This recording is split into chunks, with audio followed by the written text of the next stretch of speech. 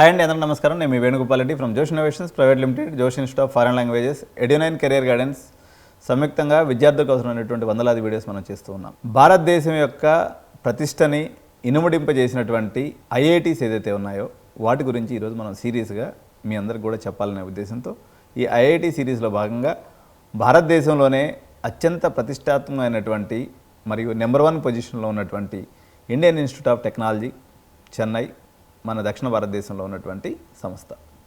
ఈ ఇన్స్టిట్యూట్ గురించి మీకు సరళంగా నేను చెప్పే ప్రయత్నం చేస్తాను.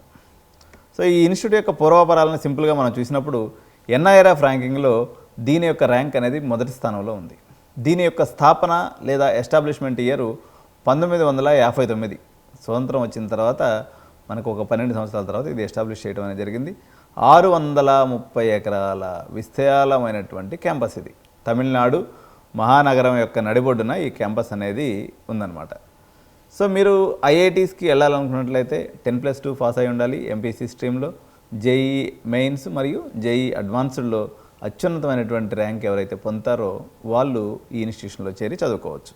సో ఇది చెన్నై సెంట్రల్. దీనికి ఈ ఇన్స్టిట్యూట్ ఎవరైనా చూడాలి అనుకున్న మంచి టాపర్స్ ఎవరైతే ఉంటారో చెన్నై సెంట్రల్ రైల్వే స్టేషన్ నుంచి కేవలం 12 కిలోమీటర్ల దూరంలో ఈ క్యాంపస్ అనేది ఉంది.